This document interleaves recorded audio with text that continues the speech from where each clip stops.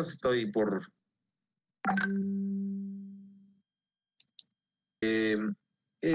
para empezar este detalle, pues sí comentar que la historia del propio López Obrador, ¿no? ¿Quién es López Obrador? ¿Dónde estudió López Obrador? Porque eso es algo muy importante para entender cuál es esta dinámica, la dinámica política y cuál es la visión que tiene el presidente en ese sentido. Entonces, podríamos decir que el presidente, pues como saben ustedes, es de Macuspana, es de, para ser exactos, de Villa de Petitán, apenas acaba de hacer su cumpleaños, nació el 13 de noviembre de 1953, y bueno, su educación fue siempre en educación, en escuelas de educación pública. Es el caso de la escuela primaria Marcos Becerra, ahí en el pueblo de Macuspana, y los estudios de secundaria los va a realizar en una de las principales secundarias públicas de Villahermosa, que es la escuela Jaime Torres Bodet. Y bueno, la preparatoria la va a estudiar en la preparatoria oficial, estatal de Villahermosa, la que en su época era la de mayor peso, que era la Manuel Sánchez Mármol. Y como sabemos, va a estudiar la carrera de Ciencias Políticas y Administración Pública en la UNAM, en Ciudad Universitaria, en un periodo entre 1973 y 76. Hay un dato ahí importante a considerar, que estudió los primeros semestres, estudió las primeras materias en la carrera de Sociología. La intención de él era estudiar originalmente Sociología, pero le traía ya la cosquillita de estudiar la carrera de Ciencias Políticas. Se gradúa de la licenciatura en 1989, a pesar de que estudió entre el 73 y el 76, como todo el mundo hemos escuchado en muchas ocasiones, como pasa con muchísimos universitarios, pues se va a graduar años después de la carrera. Precisamente se va a graduar él en esta dinámica de buscar la carrera, su carrera pública que ya existía, pero cuando busca ser gobernador de Tabasco, ¿no? Entonces, realmente su tesis, una vez que se fue a trabajar a Tabasco, no había cursado el idioma obligatorio, no había aprobado el idioma obligatorio. Hoy en día nos queda claro que pues, no es su fuerte. Bueno, el inglés nuevamente no es su fuerte. Y su tesis lleva por nombre La formación del Estado Nacional en México. Entonces, esa es un poco la carrera, la vida educativa del observador. Y un poco de esa carrera, de esa vida educativa, pues también vale la pena mencionar algunas cosas del propio López Obrador, ¿no? Lo que les decía, que quiso estudiar la carrera de Sociología, pues unas materias, se cambia de carrera, regresa a Tabasco, no está titulado, como ya vimos, y acepta dar clases en la Universidad Juárez Autónoma de Tabasco, en donde, por cierto, va a impartir la materia de Introducción a la Sociología a carreras como Ciencias de la Educación, donde, por cierto, dando esa materia de Sociología en Ciencias de la Educación, conoce a su esposa, a su primera esposa, a Rocío Beltrán. Y bueno, dentro de su trabajo, cuando él se regresa a Tabasco, invitado por Carlos Pellicer, este poeta tabasqueño que será senador de la República. López Obrador participa en esa campaña electoral y posteriormente ya en ese tiempo ingresa ya, digamos, su primer empleo ya formal en la administración pública local. Será como director del Instituto Indigenista de Tabasco, donde, por cierto, va a incluir una edición de libros en lengua indígena, en específico en el Chontal, ¿no? Es una preocupación del observador la parte educativa indígena, siempre la ha tenido, ¿no? Ya les mencionaba que él va a contraer nupcias el 30 de marzo de 1980 con Rocío Beltrán, su primera esposa, quien fue su alumna en la carrera de Ciencias de la Educación.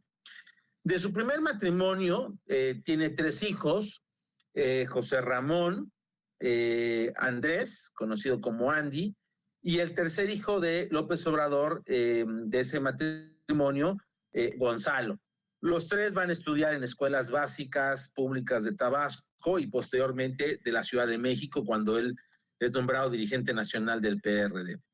En el 12 de marzo del 2003 murió de una enfermedad crónica su primera esposa, Rocío Beltrán Medina, a la edad de 46 años. Y bueno, posteriormente a esto, ¿qué más podemos decir? Bueno, pues que se casa López Obrador en 2007, el 23 de abril de 2007, se vuelve a casar. Ahora se casa con Beatriz Gutiérrez Müller, con quien estudió la carrera de comunicación en la Universidad Iberoamericana, Campus Puebla. Su tesis de Beatriz Gutiérrez fue regulación del uso de los medios de comunicación en las leyes electorales federales, y va a estudiar en la misma Universidad Iberoamericana una maestría en letras iberoamericanas con la tesis El arte de la memoria y la historia verdadera de la conquista de la Nueva España. Por eso, cuando vemos esto de que se solicita la disculpa por parte del gobierno mexicano al gobierno español, etcétera, pues ya vemos de quién es la influencia, ¿no? Es un poco el interés ahí de la propia Beatriz. Y bueno, pues de los hijos de ese primer matrimonio, les mencionaba, José Ramón estudia la carrera de Derecho en la UNAM, pero no se titula como su papá y termina titulándose vía la Universidad de las Américas de la Ciudad de México, quien, por cierto, el rector, hasta hace poco era Alejandro Gertz Manero, el hoy en día fiscal general de la Nación. Su otro hijo, Andy, estudió la carrera de Ciencias Políticas en la UNAM, no está titulado, y su otro hijo, Gonzalo Alfonso, estudió la licenciatura de Sociología, igual en la UNAM, tampoco titulado. En el caso de José Ramón, ya hicieron abuelo a López Obrador, que nació, pues es muy polémico porque nació en Estados Unidos el hijo. Y bueno, todo el mundo conoce al cuarto hijo de López Obrador porque se ha hecho muy popular, que es el famoso Chocoflán, ¿no? Su nombre es Jesús Ernesto López Gutiérrez. Jesús Ernesto se llama así, López Obrador lo ha dicho, se llama Jesús por nuestro Señor Jesucristo, y Ernesto por Ernesto el Che Guevara, ¿no?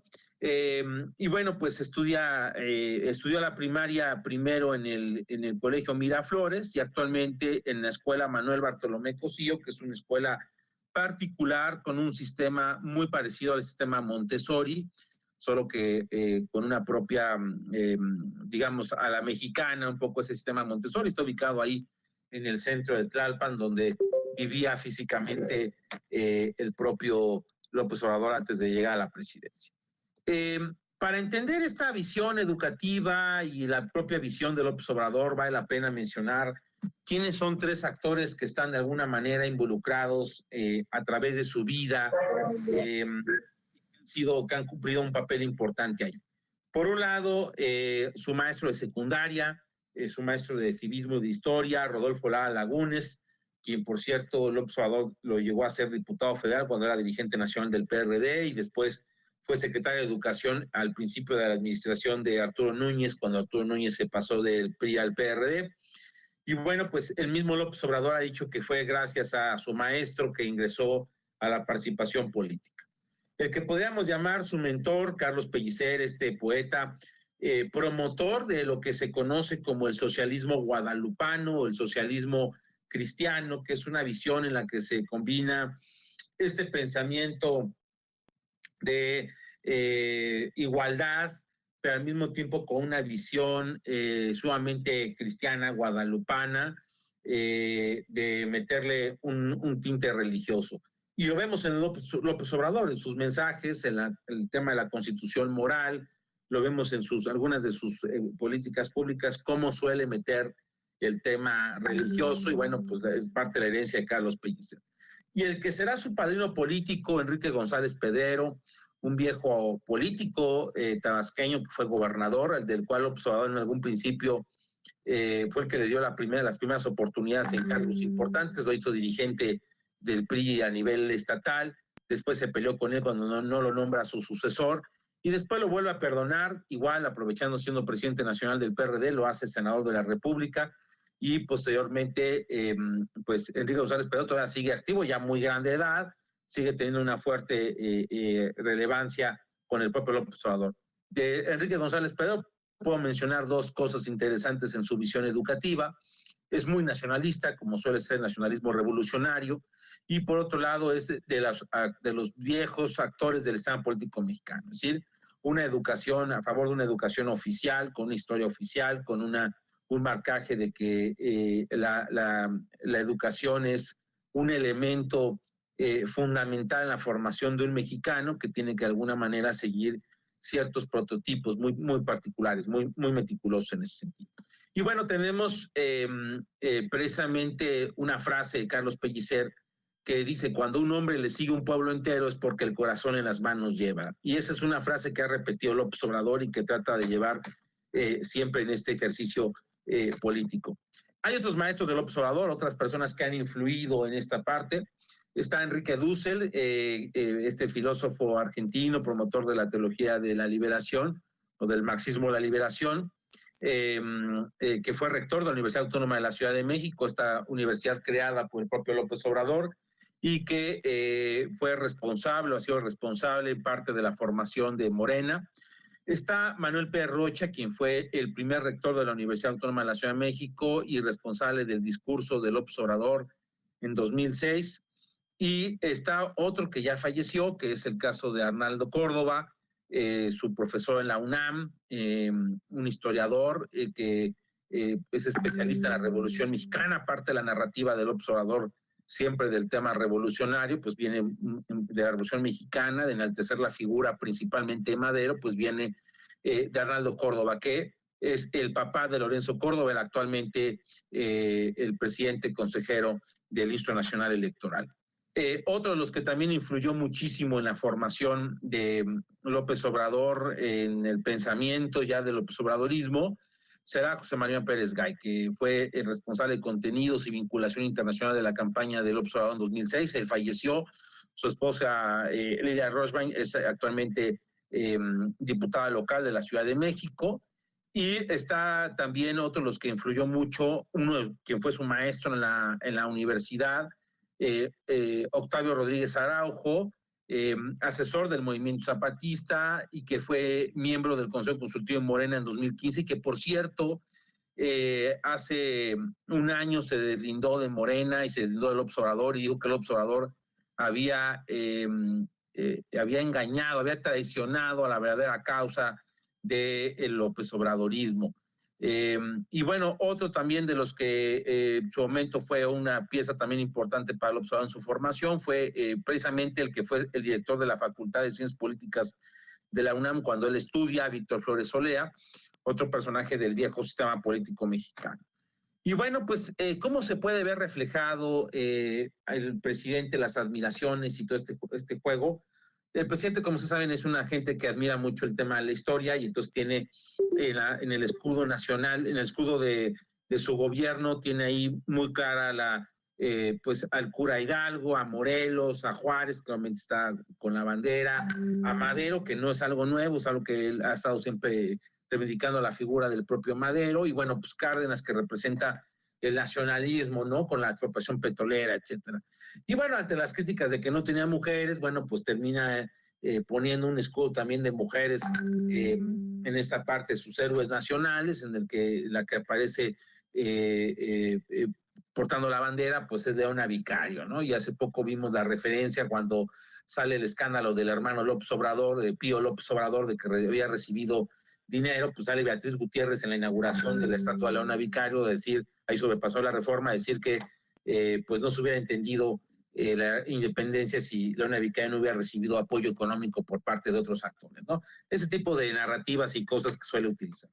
¿A quién admira en lo internacional Fidel Castro, el observador? A Fidel Castro, al que ha llamado el Mandela latinoamericano, y que no es algo extraño. Los principales dirigentes de lo que se ha denominado el populismo o el socialismo del siglo XXI a finales del siglo XX y principios de este siglo XXI, pues siempre han marcado como Fidel Castro como la figura central, ¿no? Obviamente el espíritu revolucionario, por la revolución cubana, etcétera, pues siempre estará ahí puesto. Otro, Nelson Mandela, el mismo López Obrador en alguna ocasión él dijo que él era el Mandela mexicano, pues nunca hemos visto a López Obrador tras las rejas, estuvo a punto, pero nunca ha estado en las rejas, pero bueno, toma mucho esa narrativa. Y el personaje central de admiración de López Obrador en la figura internacional es Salvador Allende. Precisamente a partir de su maestro Rodolfo Lara Laguna, su maestro secundaria, y estando él en la propia universidad, pues se da el golpe de Estado con Salvador Allende, y bueno, pues lo toma como una bandera importante. Incluso ha hecho referencias ya como presidente a que él es un poco un Salvador Allende y que él tiene miedo en algún momento que lo vayan a matar como Salvador Allende. Recordemos que Allende se termina suicidando cuando se da toda esta dinámica, una crítica a su gobierno que en 3 años llevó a la bancarrota a Chile. Y bueno, ¿cómo podríamos nosotros manejar la propuesta educativa de López Obrador? En la campaña del 2018, López Obrador, estando con los maestros oaxaqueños, él dijo, la educación pública, bueno, marcó un ideario de propuesta educativa y dijo, bueno, la educación pública no es un privilegio, sino es un derecho del pueblo, ¿no? El segundo punto que él empieza a mencionar es que será prioritario fortalecer las escuelas normales y la Universidad Pedagógica Nacional para actualizar y mejorar la calidad de la educación. Y después él menciona que habrá alimentación en todas las escuelas de educación básica de las zonas marginadas del país, es parte de su promesa como candidato en ese momento a la presidencia. Y después dice, alumnos universitarios de escasos recursos recibirán una beca de 2.400 pesos al mes y no habrá ningún rechazado de universidades públicas. Por lo tanto, yo voy a crear unas universidades que se llaman Benito Juárez, de las que voy a mencionar más adelante. Un quinto punto plantea elaborar un plan con maestros, padres de familia y expertos, un plan educativo que mejore la calidad de la enseñanza, cosa que a mí no se me hace mala. Y el sexto punto, se respetará la independencia y la autonomía del magisterio. Recordamos que veníamos de una mal llamada reforma educativa, que en realidad fue una reforma laboral en la época del propio Peña. Otro de los puntos que propone, el séptimo, es se retomarán las propuestas en la educación de cada entidad, es decir, darle el juego educativo a los estados y impulsar a la educación indígena con pleno respeto a sus formas de organización, muy en la narrativa del propio López Obrador. El octavo punto, pues, que se van a suspender las cuotas que pagan las familias para el mantenimiento de las escuelas, cosa que hoy en día sigue pasando, porque es una consecuencia hoy en día, pues, de que pues, no hay un presupuesto que alcance. Vamos a ver el tema del presupuesto en el tema educativo. Y bueno, el punto 9, pues que se van a invertir recursos públicos para infraestructura educativa y serán realidad el Internet público gratuito en todo el país, que bueno, esa siempre ha sido la propuesta de todos los presidentes en nuestro país. Esa fue lo que propuso López Obrador cuando era candidato a la presidencia de la República. Otro punto donde uno puede darse cuenta por dónde va la línea educativa de un gobierno es no solamente con la historia de vida educativa del personaje, sino también si ha escrito algo, de qué temas ha escrito. Y entonces López Obrador ha escrito, aunque ustedes no lo crean, ha escrito varios libros, principalmente enfocados a la historia local y a veces a la historia nacional y algunos de protesta, ¿no? Su primer libro, Los primeros pasos de Tabasco, que habla de la formación del estado de Tabasco, después del esplendor a la sombra, República Restaurada, en los 2 primeros libros era miembro del PRI, Tabasco, víctima de un fraude, ya un primer libro es un libro de protesta por el proceso electoral en el que pierde. Luego tenemos Entre la historia y la esperanza, corrupción y lucha democrática en Tabasco, igual un libro de protesta. Y luego, como dirigente nacional del PRD, escribe FOAPROA, el expediente abierto, en el que, por cierto, ahí menciona a muchos políticos que los vincula al tema del FOAPROA, y muchos de ellos, por cierto, hoy en día son parte del gobierno, o son funcionarios, o son legisladores. Me viene a la mente el caso del senador Navarro, posible nuevo gobernador de Nayarit, que pues aparece ahí mencionado como uno de los miembros del tema del FOAPROA, ¿no? O el mismo caso de Poncho Romo, que también hoy en día es el jefe de la oficina de la presidencia y que también ahí pertenece en ese asunto, ¿no? Por otro lado, tenemos pues ya la primera propuesta de gobierno, que es un proyecto alternativo de nación hacia un cambio verdadero, cuando era jefe de gobierno del Distrito Federal y ya traía su plataforma política, que fue esa propuesta. Después tenemos Contra el desafuero, mi defensa jurídica, que es todo el tema del desafuero famoso, ya como candidato a la presidencia por el PRD, PT y Convergencia en ese momento.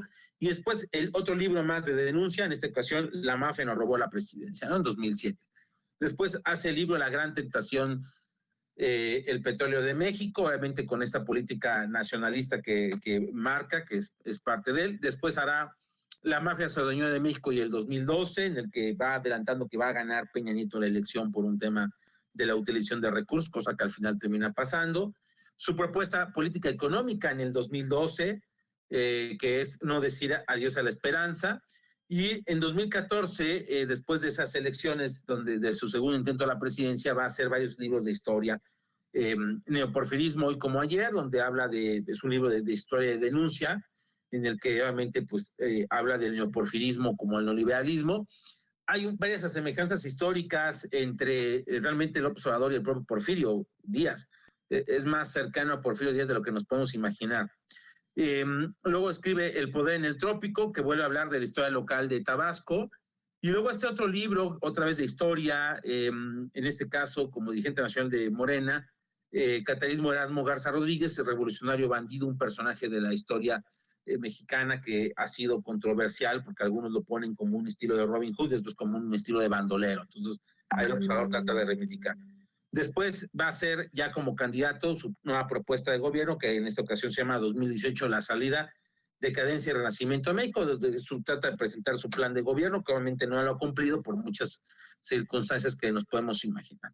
Después, en 2017, hace un libro que se llama Oye Trump, que es un libro, su primer libro de política internacional, denuncia y propuesta, en el que dice que a Donald Trump le va a dar unas cachetadas y lo va a humillar, y pues al final el humillado terminó siendo él, ¿no? Y luego un libro que obviamente él no hizo la traducción, pero se publicó en inglés, escrito en inglés, que es A New Hope for México, en el que habla del tema migratorio, como presidente electo, y lo hace para la comunidad hispana, la comunidad internacional, en el que es muy parecido al de Oye Trump, ¿no? Que es la versión americana. Y luego tenemos Hacia una economía moral en 2019, que ya como presidente de México escribe este libro en el que sigue justificando en gran parte que, bueno, pues la política del país es una política que de alguna manera pues termina siendo de alguna manera las consecuencias de esa política es por los gobiernos anteriores, no es por él, sino es por los gobiernos anteriores. Y bueno, vamos a ver un poco para entender precisamente esta propia narrativa de López Obrador y este mensaje. Vean ustedes, este es un video de la campaña del 2012, cuando está el tema del Yo Soy 132 y está toda esta dinámica, pero que de alguna manera nos ayuda un poco a entender esta narrativa del observador. No habla el observador, habla Paco Ignacio Taibo II, hoy en día el director del Fondo de Cultura Económica. Es un evento en la plaza de Tlatelolco, y el mensaje, lo que va diciendo, creo que es clave para entender parte de lo que es precisamente el propio López Obrador.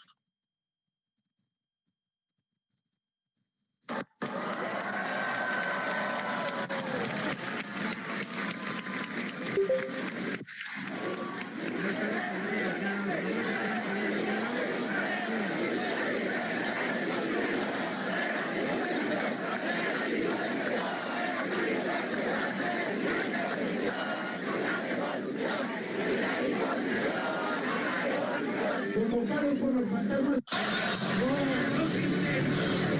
como reuniendo las emociones de todos los que estamos aquí. Hay una sola emoción que está flotando en el aire, una emoción que nos alienta el alma a todos. Son los fantasmas, compañeros. Son los fantasmas de la generación del 78. Son los fantasmas de los que combatieron por abrir las puertas para un México diferente y libre. Están aquí, hoy están aquí.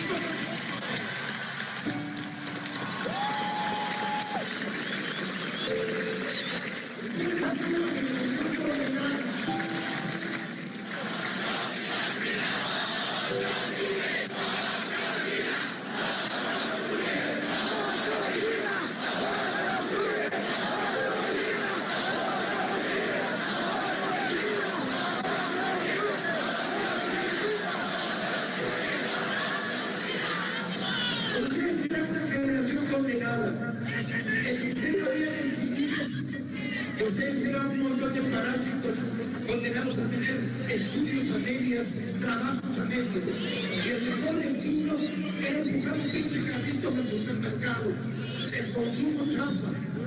El estar pegados a una televisión que habla y a la que no les podemos contestar nada más que así, con la voz de los ciudadanos.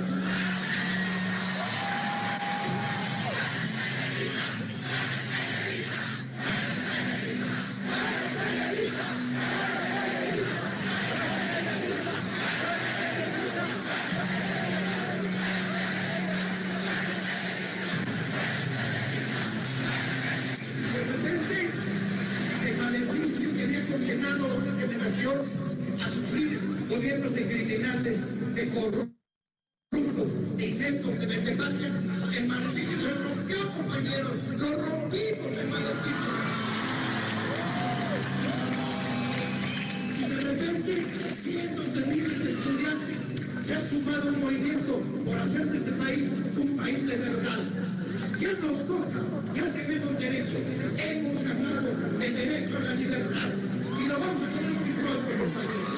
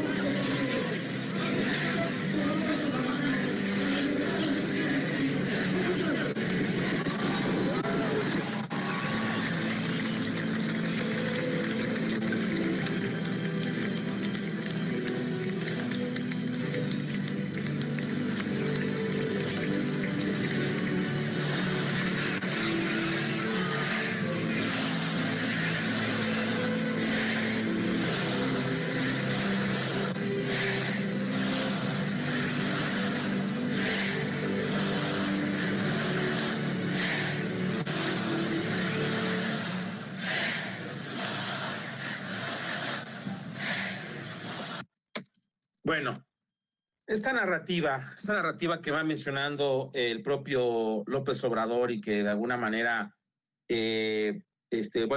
menciona, pues tiene todo un contexto, tiene todo un sentido. Y aquí lo vemos, por ejemplo, en esta fotografía donde podemos ver a John Ackerman, hoy en día pues son los principales promotores del gobierno. Vemos a su esposa de Ackerman, a Irma Arenas Sandoval, hoy en día la secretaria de la Función Pública. Vemos también ahí de barba blanca en medio al Primero Ibarra, productor, y si ustedes quieren entender parte de esa narrativa, les invito a que vean el documental Este Soy Yo, y luego a Palacio, que son varios documentales donde Primero Ibarra entrevista a López Obrador en campaña ya lo como presidente y que de alguna manera trata de justificar algunas de las cosas que hoy en día vemos cuando López Obrador parece que se aleja de la izquierda o de repente vemos ciertas incongruencias, por ejemplo, el trato actualmente al ejército, entonces trata ahí de soltarlo, de resolverlo, ¿no? Y obviamente está ahí mismo, nuevamente aparece pues el propio Paco Ignacio Taibo, hoy en día director del Fondo de Cultura Económica, y que de alguna manera trata de mostrar igual una narrativa de que este gobierno es un gobierno que va por la parte histórica, educativa, un cambio. Y bueno, pues ¿dónde lo están tratando de hacer? No solamente en los planes educativos, sino lo hacen principalmente en la formación de cuadros por parte de la dirigencia del propio Morena. Actualmente, ¿cómo está el rompecabezas de nuestro país en materia política? La Cámara de Diputados hoy en día marca que Morena tiene 252 diputados, por lo cual hoy en día Morena, como ustedes saben, tiene mayoría absoluta, es decir, solito Morena, sin aliados, puede reformar y votar la mayor parte de las leyes. Si quiere reformar la Constitución, necesita la mayoría calificada, la tiene con sus aliados del PT, de Encuentro Social, del Partido Verde, y de repente pues ha jugado un poco a veces con el PRI en algunas cosas, a veces también con el PRD, con MC también ha jugado algunos detalles. El Senado, ahí la mayoría absoluta son 65, Morena solitos no los tiene que aliarse al Verde, tiene que aliarse al PT y a Encuentro Social, que por cierto estos tres juntos no le da para mayoría calificada, para poder reformar la Constitución. ¿Y por qué entonces ha podido reformar la Constitución? Bueno, pues porque ha habido una operación por parte del quien es el coordinador de los senadores de Morena y el dueño del Senado, Ricardo Monreal, que ha sabido un poco jugar y hacer toda la operación política en esa propia dinámica. En el caso de los gobernadores, bueno, pues hoy en día la oposición tiene el mayor número de gobernadores. Ustedes han escuchado el caso de la Alianza Federalista, este bloque de 10 gobernadores que se han opuesto a la actual administración. Y bueno, pues vemos que Morena, junto con el PESO, tiene 7 gobernadores y el resto pues son de esa oposición. Esto va a cambiar en el 2021, donde se van a robar 15 gobernaturas. Los congresos locales, actualmente también Morena tiene la mayoría, tiene el control de 20, el PAN tiene mayoría en 7, el PRI en 3, Movimiento Ciudadano en 1, y San Luis Potosí repartido en tercios entre el PAN, el PRI y Morena. En el caso de las alcaldías del país, todavía hoy en día en número, el PRI tiene 531 alcaldías, el PAN 455, Morena 386, el PRD 182, nos podíamos ir, ¿no? Con el Verde 119, MC 104, el PT 37, los partidos locales suman 93 municipios, Nueva Alianza 87, Encuentro Social, que perdió el lugar que Nueva Alianza al registro, tiene 32. Hay 28 alcaldes independientes, 418 por la dinámica de usos y costumbres, es decir, siguiendo las tradiciones, principalmente en el caso de Oaxaca, y un comité ciudadano en el caso de un municipio.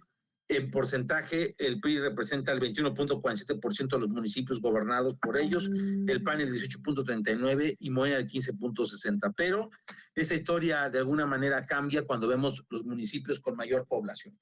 Ahí podemos ver a Iztapalapa, Ecatepec, Tijuana, Puebla, Gustavo Madero y Hermosillo, gobernadas por Morena. El PRD que ganó en esa, aunque ya el alcalde ya no está en el PRD, Hugo de la Rosa, y tenemos el caso de el PAN que tiene el gobierno de León, el PRI el de Monterrey, y Movimiento Ciudadano que tiene Guadalajara y Zapopan, que bueno, sabemos son estos dos municipios que están aledaños. Y bueno, pues algunos datos importantes que tenemos que tomar en cuenta de nuestro país, uno de ellos es que el país ha tenido una serie de crecimiento, una serie de cambios. El México de los años 30, 50, pues era un México rural principalmente, y hemos visto la tendencia a convertirse en un país principalmente urbano, con una población casi más del 80% que vive en zonas urbanas contra la población rural que ha ido en esa parte a la baja. La esperanza de vida igual, en los años 30 era de 34 años de edad, hoy en día es de 76 años, como suele pasar, las mujeres viven más que los hombres. Y bueno, pues aquí algunos datos importantes educativos. Según el censo del INEGI, en 2015, el 5.5% de la población en edad ya mayor de 15 años es analfabeta. Es decir, 5.5 es un porcentaje pequeño, pero ahora tenemos un nuevo problema y es el analfabetismo digital. Ahí se calcula que la propia SEP ha calculado que el 70% de la población en México, ahora que hemos visto el COVID-19, vive esa dinámica del analfabetismo digital, es decir, no sabe conectarse, no sabe contestar, no sabe sacarle provecho a todas estas partes. El nivel de escolaridad hoy en día en nuestro país es de 9.1 años, según las propias cifras oficiales. Tomamos en cuenta que el preescolar es obligatorio, estaríamos hablando entonces que el nivel de escolaridad es de primero de secundaria, digo que es de tercero de secundaria el nivel educativo del país en promedio. Pero hay sus diferencias. El caso de la Ciudad de México, que es de 11.1 años, es decir, prácticamente bachillerato, mientras que de Chiapas es de primero de secundaria, ¿no? Entonces, nuevamente entramos en estas grandes diferencias en el tema educativo. Ahorita lo vamos a ver en algunos mapas. Y bueno, pues, ¿cuánto es el porcentaje del PIB destinado a la educación? En el año 2020, que estamos terminando, fue el 1.4%. De ese 1.4%, el 98% se va a gasto corriente, es decir, a nómina, consumo, otro tipo de servicios. Y 18,000 escuelas particulares están cerrando. ¿Cuál es el sector educativo privado que más está cerrando? Los kinders, los jardines de niños. Están cerrando. ¿Por qué? Porque el proceso educativo es difícil en una pantalla, en una computadora para niños pues que oscilan entre los 3 años y medio y los casi 6 años de edad. Entonces, ahí vemos esto. Y a eso sumamos el nuevo problema que estamos viendo en estos días, que es la deserción escolar. En educación básica, que es del 10%, estamos hablando de 2,5 millones de alumnos que están dejando ahorita de estudiar. Y en el caso de la educación superior, de educación media superior, perdón, es del 8%. Estamos hablando igual de cifras de 2, casi 3 millones de personas que, en el caso de los jóvenes que ya en educación media superior, pues se van a trabajar y van a buscar otro tipo de dinámicas. Y a eso vemos la deficiencia que está teniendo el proceso educativo. Es constante ver de repente en redes sociales y en medios de comunicación maestros que humillan a los alumnos, alumnos que no pegan a los maestros, y tiene mucho que ver con esta dinámica que estamos viviendo en esta nueva modalidad. Para 2014, el Coneval, este organismo independiente que marcaba por parte del gobierno la medición de la pobreza, pues nos mencionaba que los estados de mayor pobreza extrema pues siempre ha sido el sur, ¿no? Y aquí los podemos ver entre más rojos, más pobre. Estamos hablando del caso de Chiapas, el caso de Oaxaca, el caso de Guerrero, y vemos ahí también aparecen pues el caso de Michoacán, Puebla, Hidalgo, Veracruz, Tabasco, Campeche y algo ahí de Yucatán, según las cifras del 2014. Pero, ¿qué creen? En el tema educativo, pues, ¿quiénes son los que les va peor en el rezago educativo? Pues igual a los estados más pobres, ¿no? Y esto lo sabemos de hace décadas. Desde hace décadas sabemos que Oaxaca y Chiapas son los más pobres. Sabemos que donde se ha concentrado el conflicto magisterial, la creación de la Coordinadora Nacional de Trabajadores de Educación, la disidencia del sindicato, pues están en esos estados donde hay mayor rezago educativo, ¿no? El caso de Oaxaca, el caso de Guerrero, el caso de Michoacán, el caso de Chiapas, el caso de Veracruz, donde vemos constantemente este problema. Fíjense un dato interesante, cómo votó la gente en 2018 por López Obrador. Entre más rojos que el porcentaje fue más López Obradorista. Obviamente Tabasco y Tlaxcala, fíjense, votaciones arriba del 70% para la elección presidencial, y luego entre 60 y 70% ahí vemos otra vez el sureste del país con algunos del norte. Ahí están las Baja California, los Sinaloas, Nayarit. Métanle a este paquete de los más rojos, pues está Chiapas, ahí está Campeche, ahí está Quintana Roo, y otra vez Oaxaca, Guerrero, y luego le siguen entre el 50 y 60, que también es muy alta la votación. Ahí podemos ver a Michoacán, vemos a Colima, vemos a Puebla, al Estado de México, a la Ciudad de México, a Veracruz, al caso de Sonora, y ya los que se van ahí diluyendo, ya entre menos, pues ahí vemos al resto de los estados de la República Mexicana.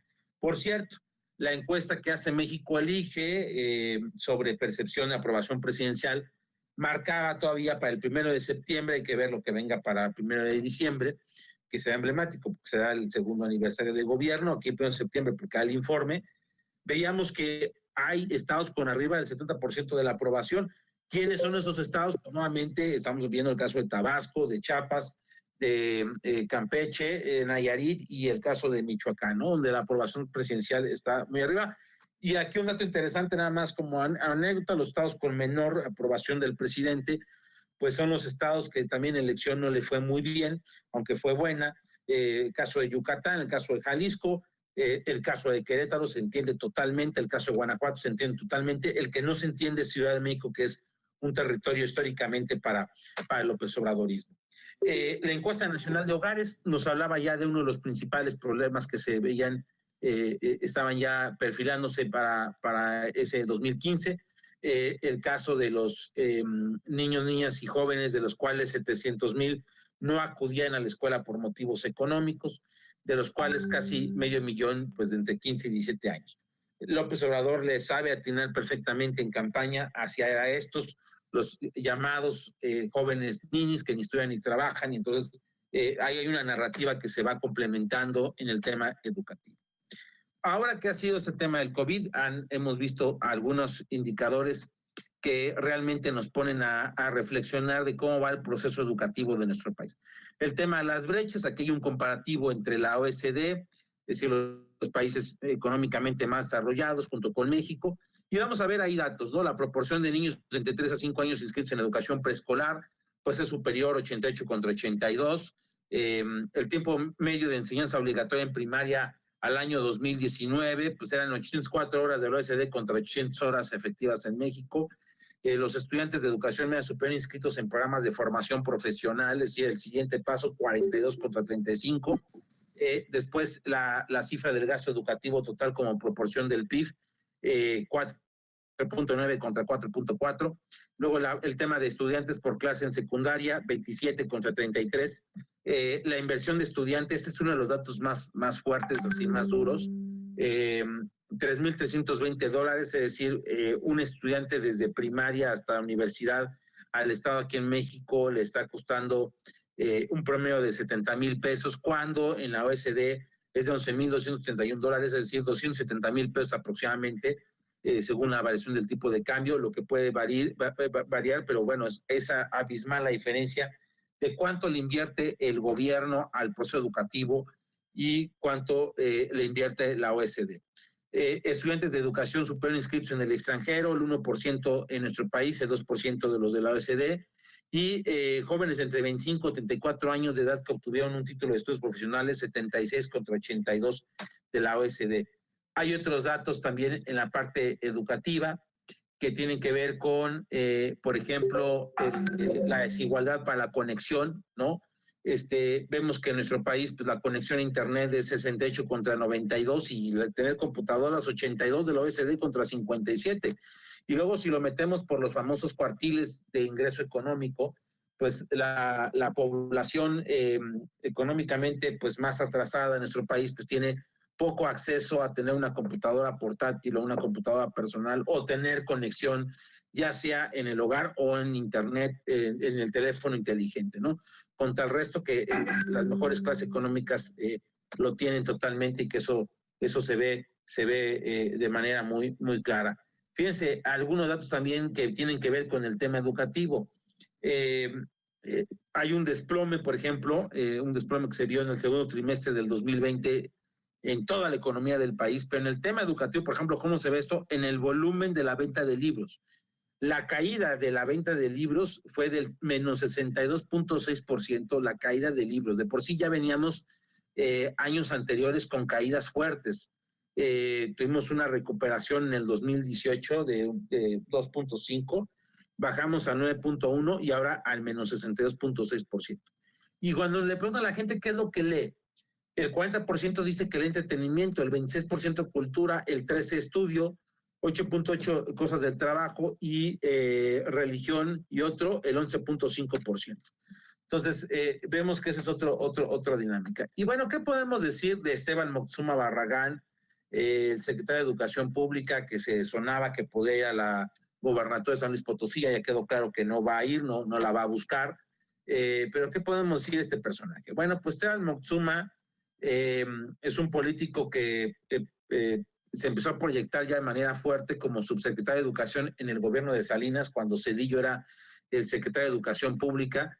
A Esteban Moctezuma Barragán le toca, entre otras cosas, toda la operatividad de los nuevos libros de texto gratuito que pasaron de papel revolución a papel bond, y a todo el proceso de descentralización que fue la reforma educativa de 1992, en el que, entre otras cosas, se le da a los estados la facultad para llevar a cabo el proceso educativo. Y a esto, pues, recordar que después será coordinador de la campaña de Zedillo, en esta desgracia después de que muere Colosio. Zedillo, cuando llega al poder, hace a Esteban Moctezuma secretario de Gobernación. No sale bien el tema con Chiapas y entonces se termina de convertir en el secretario de Desarrollo Social. Después Esteban Moctezuma lo hacen coordinador de la campaña de la Bastida, pierde las elecciones y después de la derrota electoral se va como asesor del Grupo Salinas con Ricardo Salinas Pliego y le dan desde el año 2001, le dan toda la administración de Fundación Azteca. Fundación Azteca, entre uno de los proyectos es crear escuelas donde la exigencia educativa sea mayor, donde el sistema educativo sea más digital, tiene algo de cierto, aunque es mucho medio mito. Yo tengo un sobrino que va en la escuela Fundación Azteca y viendo el proceso no es así la guau, la gran maravilla, pero sí queda claro que, bueno, pues Esteban Moctezuma participaba representando a Fundación Azteca en las mesas de negociación política en el gobierno de Peña Nieto, cuando la reforma educativa de ese gobierno de Peña, que bueno, pues ya se echó para atrás en esta actual administración. Bueno, pues yo me les mencionaba hace rato cómo la relación con la Coordinadora Nacional de Trabajadores de Educación. Bueno, pues el 12 de mayo del 2018, la propuesta de reforma educativa que ya mencioné hace rato, la hace en compañía de líderes de la coordinadora, de miembros del sindicato, en ese momento que estaban empezando a alinear al caso de López Obrador, al caso de El Bester, que ya no tenía el control del sindicato, pero que de alguna manera presente ahí todavía con ciertos hilos que puede manejar, ¿no? Y el propio Esteban Moctezuma como otro de los actores ahí involucrados. Pues la coordinadora ha sido aliada histórica de López Obrador en 2006, en 2012, en 2018, no es un actor ajeno y la principal apuesta con este grupo era anular la reforma educativa a cambio de seguir teniendo control de algunas secciones en particular donde ellos son los amos y señores. La más conocida de todas, la sección 22 de Oaxaca, que ellos prácticamente parten, como se diría comúnmente, el queso en el estado, la sección 18 de Michoacán, la 9 de la Ciudad de México, la 7 de Chiapas y la 14 de la CETEC en Guerrero. Y bueno, pues también le piden que ya no se les persiga a los miembros de la coordinadora, se les quiten las órdenes de aprehensión, acusaciones contra lavado de dinero, enriquecimiento ilícito contra algunos de sus miembros. Y bueno, pues actualmente, por primera vez en nuestro país, vemos cómo hay a nivel federal 22 legisladores entre senadores y diputados federales. Por primera vez, la Comisión de Educación de la Cámara del Senado es manejada por una activista de la coordinadora. Y en Oaxaca tiene diputados locales y tienen obviamente mucha presencia la coordinadora, que todavía hace sus actos, de repente para las vías del ferrocarril en Michoacán o hacen algunas cosas. Y bueno, de esto mencionar algunos de los personajes históricos que están ahí presentes en la dinámica en estos liderazgos, el caso, por ejemplo, de Rubén Núñez Ginés en la sección 22, o el caso de la CETEC de Minervo Morán, o la sección 18 Juan José Ortega Madrigal, que si bien algunos ya no son las cabezas, pues siguen estando atrás de estos sindicatos, ¿no? De estas secciones, perdón, del sindicato. La sección 7 de Chiapas con Adelfo Alejandro Gómez, o el movimiento magisterial veracruzano, que por cierto tiene el control de la educación estatal, en algún momento con el líder histórico que era Callejas, hoy en día con Alejandro Cucurachi Durán, y Fresco Bravo, del igual líder histórico de la sección 9 en el Distrito Federal, hoy en día Ciudad de México. Y bueno, de la sección 22, pues hay igual distintas visiones. ¿Por qué? Porque en esa sección 22 hay grupos como la Coordinadora Magisterial Oaxaqueña, la COMAO, o la Coordinadora Democrática del Magisterio Oaxaqueño, o la Praxis Revolucionaria, la famosa Coalición Obrera Campesina Estudiantil del Istmo, el COSEI, o la Unión de Trabajadores de la Educación, el Frente Popular Revolucionario, o el Comité de Defensa de los Derechos del Pueblo, la Organización Nacional del Poder Popular, y que podemos encontrar aquí a anarquistas, podemos encontrar aquí a marxistas puros, podemos encontrar a pragmáticos que solamente van y negocian. Y bueno, pues saben que son dueños de la educación en Oaxaca y por eso el rezago educativo histórico en Oaxaca, que por cierto, pues ha ido bajando esta dinámica pues a partir de ir teniendo posiciones de poder muy específico, ¿no? Y bueno, pues otras fuerzas políticas en el tema educativo buscaron obtener su registro político con partidos. Al final, a redes sociales progresistas vinculado al Bester Gordillo sí le dan el registro la mera hora del Tribunal Electoral. Grupo Social Promotor de México, que era lo que había quedado de Nueva Alianza sin el Bester, Juan Díaz y otros actores ahí, pues eso sí se les negó el partido político. Entonces, bueno, vamos a ver nuevamente un partido con una influencia educativa, en este caso el de Redes Sociales Progresistas, cuyo dirigente nacional es precisamente Fernando González, el yerno de la maestra Elba Ester Gordillo. Y bueno, pues el programa, digamos, el gran programa que tiene esta administración son las becas Benito Juárez. Tanto que hay una baja importante de otros de los programas que era Jóvenes Construyendo el Futuro, esta beca para que se le diera a las empresas un recurso y pagarle a los becarios. El gobierno para el presupuesto 2021 ha decidido quitarle un porcentaje a Jóvenes Construyendo el Futuro y la gran apuesta es darle todo a las becas Benito Juárez. ¿Cuál es el objetivo según esto de las becas Benito Juárez? Bueno, pues disminuir el nivel de deserción escolar mediante el otorgamiento de becas educativas a los niños, jóvenes y adultos que se encuentran inscritos en escuelas públicas en una situación de vulnerabilidad. Y ahí podemos ver nosotros cómo ya hay becas que se dan desde primaria, secundaria, preparatoria y algunas en la universidad. Y hay que decir, en el caso de las becas de preparatoria y universidad, pues son más jugosas, son un apoyo económico de arriba de 3,000 pesos, que obviamente lo que le da de juego a esto es pues pensar que van a ser próximos electores estos jóvenes de bachillerato, universidad, para el proceso del 2021, del 2024. Si no son tontos, la apuesta es darle recursos a estos que van a ser potenciales electores para un futuro inmediato. Y bueno, pues también se crearon estas famosas universidades Benito Juárez, universidades para el bienestar. Actualmente son 144 planteles ubicados principalmente en la zona sur del país. Hay que decirlo, las principales carreras son ingenierías en temas agrícolas ambientales, pero también hay un tema de formación ideológica en la parte educativa. Y bueno, pues ahí vemos nosotros totalmente involucrado esta propia dinámica. Encontramos también estas universidades, algunas están desde un localito chiquito, otras un poco más grande, pero es una forma de ir haciendo la incidencia. ¿Quién es la responsable de llevar a cabo estas becas, estas universidades Benito Juárez?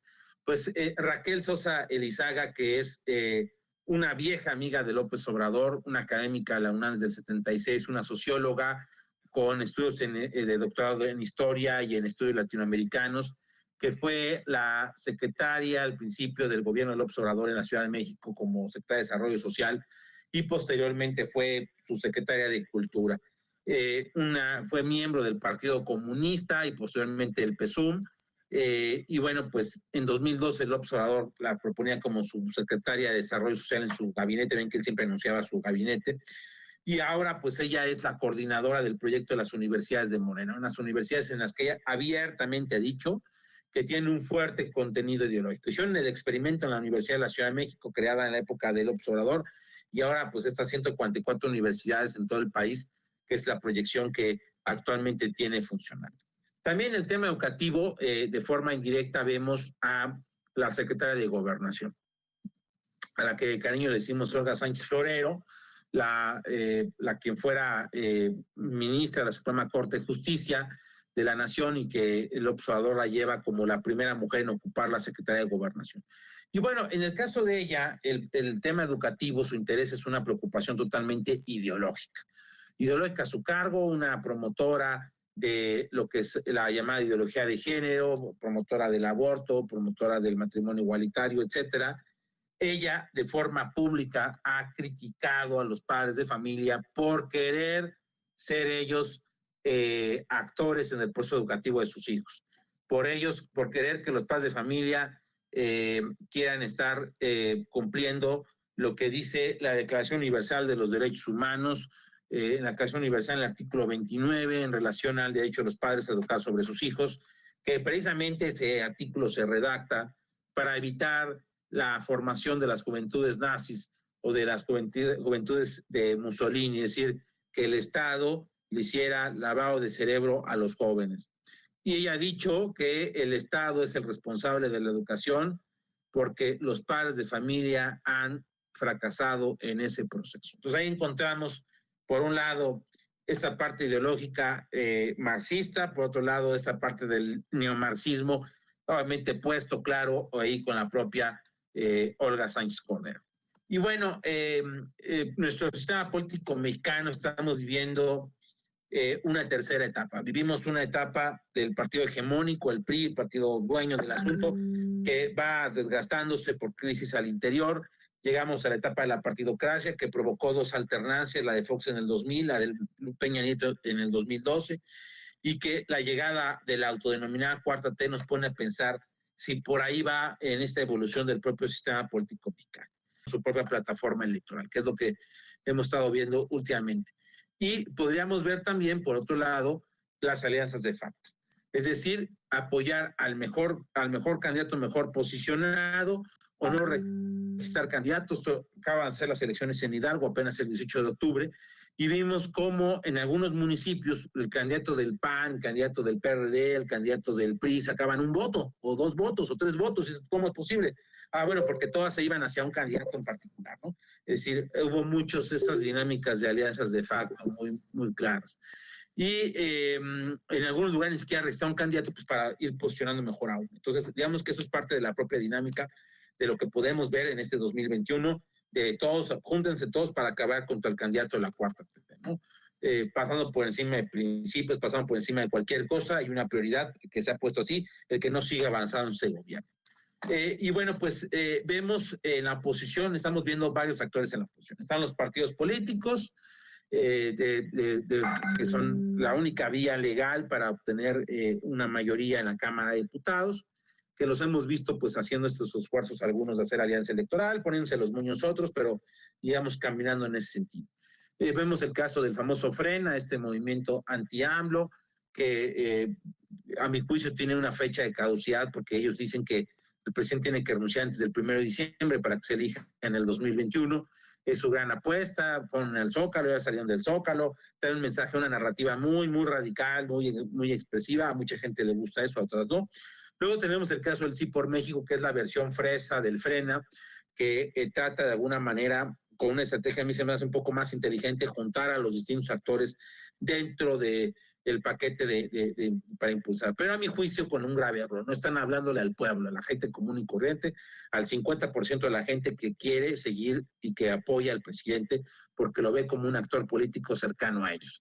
Entonces, algunos siguiendo hablando, pues no puedes hablar de maravillas del pasado, porque pues, en el pasado inmediato vimos corrupción, vimos malas administraciones y vimos cosas que a la gente también fue las que le cayeron mal, las que no le gustaron. Vemos ya disminuido sin su partido político a Felipe Calderón, que seguirá siendo un actor dentro de la oposición con cierto prestigio para algunos, ya sin un partido político de operación, bueno, pues va a seguir siendo un actor de oposición crítico al López Obradorismo. El sector empresarial, que algunos están apoyando así por México, otros están apoyando a Frena, otros simple y sencillamente están bajando la cabeza. El caso de Coparmex, que va a tener ya un nuevo dirigente que es Pepe Medina Mora, expresidente de Coparmex en Jalisco, se va a Gustavo de Hoyos. Pero vemos al Consejo de Coordinación Empresarial en conflicto con el presidente y vemos a distintos actores en esa propia dinámica, en esa propia conformación. Algunos de ellos han sido críticos del gobierno desde antes, otros en este momento, algunos callan la voz, pero es parte de la oposición, de los propios actores. Luego tenemos este llamado círculo rojo de los intelectuales, ¿no? Los Krause, los Aguilar Camín, los Castañeda, los Javier Sicilia, que critican de alguna manera a López Obrador, critican las acciones que hacen, que van dirigidos a un cierto público, que escriben columnas, que se quejan de muchas cosas, y que ellos quisieran el regreso de un modelo liberal, algunos apostándole al viejo sistema político mexicano. Los que sí son los del viejo sistema político mexicano, ¿no? Las Beatriz Pajé, los viejos militantes de la masonería, que sienten añoranza por la época en la que tenían una mayoría absoluta y que, bueno, de alguna manera están tratando de levantar la mano. Y tenemos los movimientos humanistas, el Movimiento Rescate México, o lo que hace la Alianza de Maestros, o lo que hacen otras agrupaciones. Forma noble, forma, digámoslo así, tratando de hacer un cambio cultural, pero que los efectos son un poco más lejanos, son unas dinámicas un poco más complicadas, a mi juicio también muy alejados de la realidad y del qué decir con el pueblo. Entonces eso también dificulta mucho, hay poco margen de operación en ese sentido. Y bueno, pues podríamos ir concluyendo entonces que rumbo al 2021, López Obrador tiene por un lado la inseguridad, ¿no? Estamos viendo las cifras de más de 80,000 homicidios dolosos en su administración, la crisis económica, una caída del menos 10% del Producto Interno Bruto para 2020 por este tema del COVID, la crisis de salud, más de 100,000 muertos, más de 1 millón de contagiados según las cifras del gobierno, y las cosas que lo pueden apoyar a permanecer en el poder. Los programas sociales, principalmente el caso de las becas Benito Juárez, y esto que le ha salido al presidente, el combate a la corrupción, porque el presidente sí puede presumir tener a García Luna, aunque no lo haya hecho, o que si César Duarte, o que si el general Cienfuegos, y que si lo trajo y no lo trajo, o que si a Medina Mora lo presiona para que renuncie a la Suprema Corte de Justicia, o tiene al Cira detenido en España, o a Rosario Robles, o el caso de Emilio Lozoya, todos los de la época de Mancera, Raimundo Collins, que fue director de la Central de Abastos. Bueno, lo que sí puede decir este gobierno, Juan Collado, haber tronado a Romero de Champs, lo que sí puede a este gobierno apostarle es que sí ha metido pez gordos a la cárcel en menos de 2 años, y eso lo puede presumir, y eso a mucha gente le gusta. Es atractivo para mucha gente cuando se dan ese tipo de situaciones. Y bueno, por parte de la oposición, en una crítica constructiva, pues yo sí los veo a una oposición que no ha entendido el fracaso electoral del 2018. Una lejanía totalmente con el electorado, muchos de ellos, en el caso principalmente del PAN, yo sí veo una visión del descarte, es decir, una visión donde ellos dicen dicen, pues van a tener que votar por mí porque pues no les queda de otra más que votar por mí porque yo soy el mejor posicionado en la oposición, y no porque sea la mejor opción. Creo que eso es lo más grave que le puede llegar a pasar a la oposición, que la gente pseudo convivencia y que modifica todo. Aquí la gran pregunta es si la generación Z, si los millennials por las becas Benito Juárez, o la generación silenciosa por el apoyo de adultos mayores, van a seguir apoyando al presidente. La generación X, que es la que está en medio, es la que de alguna manera... 4 puntos importantes que son los que nos respaldan como sociedad. Profundidad en nuestra combinación de nuestras raíces hispánicas y nuestras raíces católicas. Vemos ese proceso del mestizaje presente y que nos hace ser en muchas ocasiones cuando queremos profundos. Somos muy amistosos, nos gusta la convivencia, nos gusta cotorrarla, somos buenos anfitriones, somos buenos amigos en esa parte. El ingenio, que es pues algo que nos caracteriza, la creatividad, tenemos mucho ingenio para muchas cosas, los memes, etcétera, y la que todas las encuestas y estudios de opinión siguen marcando. La unión familiar como lo que más se ha ganado con el tema del COVID-19, de la parte positiva ha sido la convivencia familiar. Sí, claro, habrá violencia en el hogar, cosa que existe, habrá muchos problemas, esos nadie los pone en duda, pero queda claro que ante las dificultades sobresale más siempre la unión familiar presente en esta propia dinámica y que bueno, la podemos ver. Yo de esa manera terminaría, ahí están mis datos y quedo a sus órdenes para para de alguna manera estar por si hay alguna duda, alguna pregunta. Muchas gracias, maestro Guillermo. La verdad es que, bueno, yo tengo una serie de dudas que me gustaría compartir contigo porque, bueno, nos podría ampliar alguna información sobre este panorama, pero quisiera dar eso por una parte. Por otra parte, creo que el análisis sobre la posición que tiene la oposición me parece muy interesante. Y aquí yo quisiera preguntarte, en el cuadro en donde nos encontramos el sector humanista, en donde Alma se encuentra precisamente, uno de los grandes retos que tenemos evidentemente es dar a la población, dar a nuestros comunes, a nuestros amigos, al sector en donde nos desarrollamos, pues herramientas importantes y precisamente no ser la opción del descarte. ¿Me explico? Yo creo que ese es el discurso más perjudicial y con el que tendríamos que cuidar bastante hacia dónde vamos a dirigir nuestros votos. Es decir, si los candidatos que se postulen en el 2021 resultan ser como lo menos peor, pues eso va a complicar nuevamente la toma de decisiones en el momento electoral. Y finalmente, el gobierno de la República se va a defender con estos logros que acabas de mencionar, específicamente con los temas anticorrupción, y el encarcelamiento y la persecución de los funcionarios anteriores. Definitivamente el gobierno anterior nos dejó un mal sabor de boca en cuanto a cómo fue flagrante y hasta cínico cómo el aparato burocrático se fue robando el dinero de manera sistemática, ¿no? Entonces, en ese sentido, pues mi duda es cómo podemos transformar esta visión de ser, pues no te queda de otra más que votar por nosotros, a proponer que el próximo candidato pues tenga una base más fuerte. ¿Cómo tener un mayor arraigo, dijiste? A ver si entendí esa parte, es decir, ¿cómo hacerle para que... A ver, repíteme esa parte final, porque no te entendí muy bien, perdón. Lo que pasa es que a nosotros, en este último... Si se tiene que, de alguna manera, hacer una apuesta por el tema, una apuesta clara y efectiva por hacer un cambio cultural y de alguna manera apostarle más allá del proceso electoral. En la propia elaboración de los proyectos, tratando de alguna manera con esta creatividad, con este propio ingenio, ir dejando claro acciones en las cuales no se puede pisotear la dignidad de la persona. En ese sentido,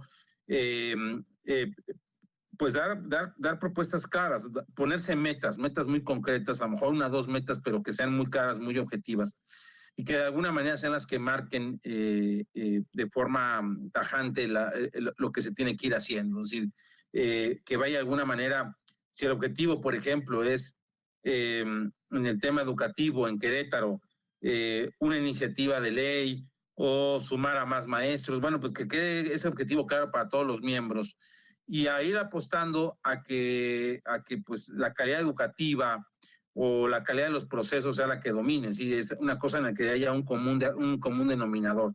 Creo que ese es un principio fundamental cuando en un país vemos tanta polarización, vemos un país tan dividido, que aparte la apuesta, los gobiernos populistas la apuestan siempre a la división permanente. Entonces, creo que ahí es una clave fundamental. Muy bien, muchísimas gracias. Quisiera también preguntarte o transmitirte la pregunta de Rodrigo. ¿Cuál es la posibilidad real de que los partidos se abran a candidaturas ciudadanas fuera de sus militantes? ¿O solo se quedará en algo demagógico? Mira, yo creo que va a quedarse un poco mix, es decir, va a haber algo de demagogia en el sentido de que pues le van a dar a los candidatos, van a dar a la ciudadanía distritos electorales donde tienen pocas posibilidades de ese partido de ganar. Y yo creo que en algunos lugares van a lanzar candidaturas ciudadanas porque va a ser la moda, bueno, va a ser de alguna manera mucho el empuje, que es lo que está buscando Sí por México, la postulación de candidatos ciudadanos. Yo creo que los partidos no van a arriesgar a dar sus espacios ganables a la ciudadanía, tal vez 1, 2 o 3 espacios, algo muy simbólico, pero no así al resto del paquete, ¿no? Yo creo que a eso sí lo veo muy complicado. Pero bueno, pues van a darles cierto tole con el dedo, por eso sí va a terminar algo demagógico. Ahora, aquí donde se tiene que jugar y exigir de alguna manera una gran responsabilidad de exigirle a los propios actores políticos sobre que pues el interés no solamente es el que no tenga mayoría morena, sino el que haya un mejor país y unas mejores propuestas para mejorar el ámbito educativo. Es decir, no podríamos irnos solamente con la parte superficial. Claro que es importante que Morena y el actual gobierno no tengan una mayoría, pero pues si vas a pasar de Guatemala a Guatepeor, pues tampoco te va a servir mucho. Entonces tú tienes que de alguna manera seguir de la mano como sociedad civil organizada con la clase política y decir, oye, yo te estoy observando, yo estoy viendo lo que estás haciendo, cuánto estás gastando en el tema educativo, cómo estás de alguna manera formando a tus maestros. Oye, tenemos que formarlos en temas mucho más amplios, más allá de los temas que son única y exclusivamente temas coyunturales, sino temas de mayor fondo. mayor contenido, de mayor pedagogía. Hoy en día con la educación, esta distancia en la que vemos cómo sufren muchos alumnos. Vemos desde los alumnos que no tienen las condiciones económicas para tener todos los equipos, hasta vemos los padres de familia, pues literal, al hijo lo veían, depositaban al hijo en la escuela y no les valía un cacahuate lo que pasaba alrededor de la formación del hijo, y que ahora tienen que estar ahí al lado para ver qué pasa, cómo toman las escuelas, la educación, y padres de familia que optan por mejor ya no llevar a los hijos a la escuela porque piensan que es una pérdida de tiempo, y mejor que mi hijo aprenda algún oficio, algún trabajo y que ahí se quede, ¿no? O el caso de jóvenes, en el que ya lo mencionaba en la plática, educación media superior o superior, que deciden dejar de estudiar para mejor ver la forma de sostener a sus familias, porque es una necesidad ante una crisis económica. Entonces, creo que tenemos grandes retos, tenemos grandes, no solamente retos, sino tenemos también ciertas bondades que tenemos que ir tomando como sociedad, como un grupo de alguna manera muy enfocado, que es el caso de Alianza de Maestros, para ir acompañando, ir yendo de la mano con toda la gente, con todo el alumno, con el maestro, con el padre de familia, para que pues realmente la educación tenga un cambio cultural, que eso pues, lo vamos a ver a muy lejano plazo. Pero pues estamos sembrando semillitas, y es más vale sembrar semillitas a nunca sembrarlas. Entonces creo que por ahí va un poco esta propia dinámica. Y repito, yo creo que sí les van a dar agua a los ciudadanos, pero de eso a ver cómo termina, pues ya hay un gran estrecho ahí. Muy bien, sí, muchas gracias. Creo que tienes toda la razón. Creo que uno de los trabajos más importantes que tenemos que desarrollar ahora en Alianza de Maestros, y bueno, como miembros activos de la sociedad, es dar propuestas claras. Finalmente, nuestro campo de acción es muy amplio y nos encontramos dentro de los dos escenarios importantes y que se encuentran en crisis, ¿no? Vamos a perder una gran cantidad de matrícula para el próximo año, y no solamente por la pandemia, sino porque la crisis económica se arrastraba desde hace tiempo, ¿no? Bastante antes de la pandemia. Así es. Entonces, nuestro reto está en apoyar tanto al estudiante como al alumno y crear quizá algunos espacios que les permitan ayudarse a sí mismos, ¿no? Yo pienso en una propuesta tipo generar una validez para el homeschooling, o explorar al menos cómo poder validar algunas competencias para los estudiantes sin que esto les implique estar 8 horas sentados frente a la computadora, ¿no? Me parece que son las propuestas que podríamos ir generando. También pues a raíz del pensamiento y del análisis de estos panoramas educativos. Por otra parte, bueno, agradecerte, Telo, el comentario de Mayra, gracias por el análisis tan interesante de los escenarios que podemos encontrar y saber que nuestro siguiente voto es toda una responsabilidad. Quisiera abrir nuevamente el micrófono si es que hay alguna duda, algún comentario. Si me permiten, buenas noches, Miguel Aguilar. A ver, me voy a salir un poco del contexto, pero es que tú me invitaste a que eso suceda. Estamos viendo un cambio de época y esto trae una repercusión, digamos, en la caída, modificación, reestructuración de conceptos, de ideas que normalmente veníamos trabajando. Ahora que haces el planteamiento, pensaba lo siguiente, ya lo había pensado antes, pero a ver tú, ayúdame a discernirlo. Estamos viviendo, sí, unas elecciones locales, sí, un ciclo que nos hemos dado para el crecimiento o para la formación de la nacionalidad mexicana, en el caso nuestro, ¿no? Esta parte cíclica que está siendo las elecciones. Pregunta 1.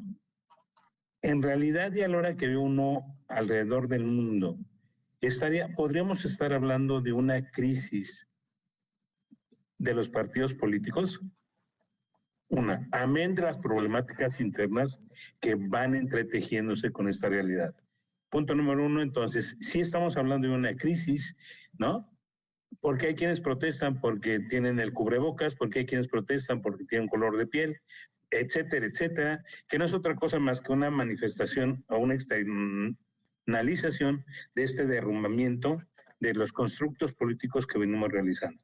Y estamos en medio de esa, digamos que estamos en medio de esa realidad, ¿no? Por el otro lado, en tratar de reconstruir un poco, no hemos dimensionado que dentro del proceso educativo, la participación como sociedad, voy a decirlo de esta manera, liberándose de las estructuras políticas que se fueron estructurando dentro de los partidos políticos, puede ser una alternativa de volver otra vez como reacomodar y neutralizar esta realidad que estamos viviendo, o puede ser nada más una respuesta efímera ante la realidad que nos está tocando vivir. ¿Qué quiero decirte con esto? Por ejemplo, el asumir la responsabilidad de que libremente se decidió por un color o un partido político, pero que fue la sociedad la que se encargó de hacer eso, o nosotros como individuos dentro de una sociedad que mayoritariamente quisimos, voy a decirlo de esta manera, este resultado. Con las propias elecciones de los Estados Unidos, la situación antagónica que están viviendo por lo apasionado, etcétera, etcétera. Dentro de la construcción de una sociedad, ¿valdría la pena retomar este tema como parte del proceso educativo, de la importancia de la participación individual a la suma, por decirlo de alguna manera, con nuevas formas, con nuevos parámetros, a estas nuevas formas que vamos a empezar otra vez a construirnos? Sería la pregunta. Sí, a ver, coincido con el tema del cambio de época que estamos viviendo en el mundo. Hemos pasado de ir por los factores primarios, ir de el carbón al petróleo, pasar por los controles de calidad y ahora a pasar por una dinámica donde el ingenio, la creatividad, la innovación son las que están dominando al mundo. Y eso lo vemos también en materia política y en materia educativa. Es decir, estamos viendo los fenómenos de los Trumps, de los Bolsonaros, de los outsiders de la política, ¿no? La gente que no estaba en la parte política, que traen una agenda muy clara y que de alguna manera empiezan a ganar terreno y posición, porque muchos de ellos, de estos algunos les han llamado los populismos de derecha o la alternativa de derecha en algunos casos, de alguna manera es un tanque de oxígeno para el pensamiento, para ir en contra de de los políticos tradicionales, que también hay que decirlo, los políticos tradicionales o la clase política tradicional, pues ha provocado, entre otras cosas, el rezago educativo, ha provocado ciertas situaciones que no le gusta a la gente, ¿no? Entonces, por eso reaccionan y sí estamos viviendo totalmente ese cambio de época. Lo podemos ver en muchos actos, en muchas propias dinámicas del día a día, ¿no? Entonces, creo que por ahí sí coincido en ese tema de ese cambio de época. Ahora, sobre la siguiente parte del quehacer y digamos de lo que podemos hacer y no hacer y de lo que se puede llegar a impulsar, creo que ahí nos deja un campo muy amplio de cómo hacerle. Así creo que no hay una receta mágica. Creo que la mejor receta mágica es evitar las polarizaciones y ir por los puntos que en común suman a muchos actores y suman a mucha gente, irnos por encima de las diferencias, irnos por encima. Suena muy a veces muy utópico, suena muy chocante, puede sonar muy repetitivo, pero creo que ese es el gran camino. Ahora, aquí hay un papel importante en el educador. El educador, de alguna manera, pues sí tiene una influencia en la sociedad y que esa influencia es en la construcción de un cambio cultural que no se da de la noche a la mañana, que va a arrastrar más el testimonio de vida, va a arrastrar más esta dinámica en muchas ocasiones que simples actos que son así vistos por la gente así de forma esporádica. Entonces, creo que es un reto importante, creo que es un reto, no lo veo como tampoco con un aro de escepticismo y de fracaso, al contrario, creo que ahorita estamos en un momento en el que se permiten muchísimas cosas. Nunca nos hubiéramos imaginado hace un año de cómo íbamos a estar en el 2020, cómo iba a cambiar la dinámica. así como hay empresas dinámicas de empresas que han quebrado, ¿no? Las empresas de turismo, por ejemplo, las aerolíneas, a otras empresas que han crecido, las de mensajería, los servicios de Internet, etcétera. Son parte del proceso en el cual la humanidad va teniendo cambios importantes. Y creo que por ahí también va esta propia dinámica, esta propia del reto de decir, bueno, pues es que a lo mejor apostamos a un solo color. Yo creo que hay que apostarle, estamos en un momento de apostarle a proyectos con personas.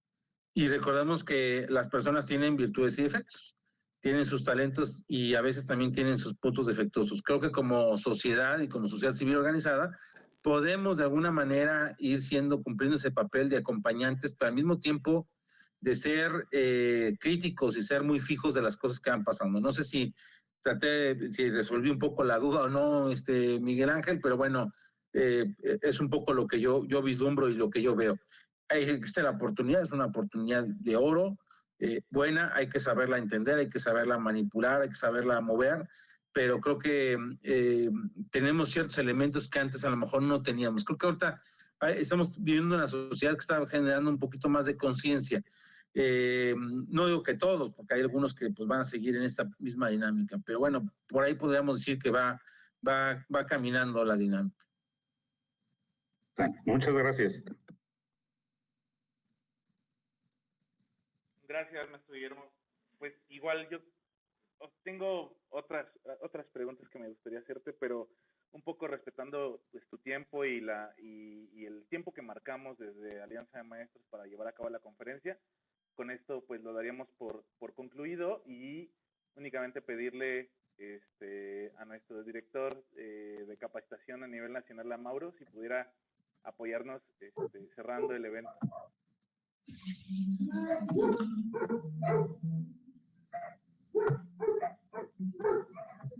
Te escuchamos, Mauro. Claro que sí, nada más que aquí un poquito de problemas con la cámara, pero sí, agradecer al maestro Guillermo Torres Quirós, que precisamente con todo el conocimiento que tiene sobre el panorama político de nuestro país, esta tarde nos ha acompañado.